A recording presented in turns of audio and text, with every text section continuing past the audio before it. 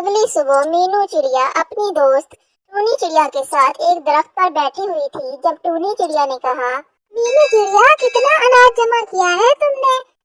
बहुत दिनों से लगी हुई हो ना तुम अनाज जमा करने में। अरे हाँ टूनी बहन, कई दिनों से जमा कर रही थी और अब तो मैंने काफी सारा अनाज जमा कर लिया है।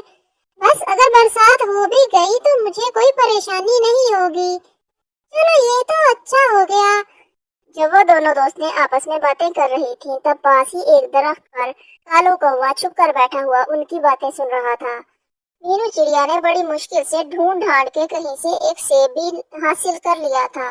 इस मौसम में सेब नहीं मिलता था, इसीलिए मीनू चिड़िया बहुत खुश थी कि अब वो बरसात के दिनों में अपने घर में बैठकर मजे से फल खाएगी, अनाज खाएगी और बरसात के मौसम से लुत्फानंदोज होगी। उधर कालू कौवा अपने घोंसले में बैठा हुआ मीनू चिड़िया का अनाज हासिल करने का मंसूबा बना रहा था।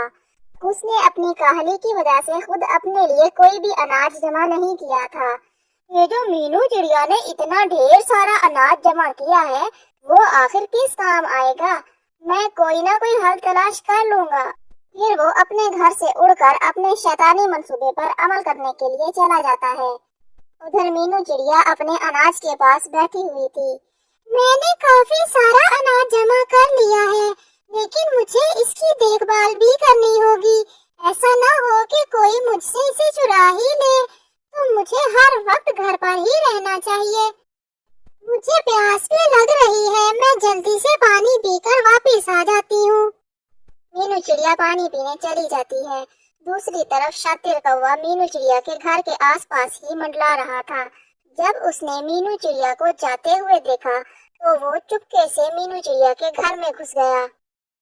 घर में दाखिल होकर वो सीधा मीनू चिड़िया के अनाज के पास गया और उस पर दवा छिड़क दी। अब मैं देखता हूँ मीनू चिड़िया कब तक ये अनाज खाती है। ये ऐसी दवा है जिसके खाते ही वो बीमार पड़ जाएगी और जब वो अस्पताल चली जाएगी तो उसका सारा अनाज मैं खा जाऊंगा। क्योंकि ये दवा दूसरे दिन तो असर नहीं करती, तो मुझे कुछ भी नहीं होगा।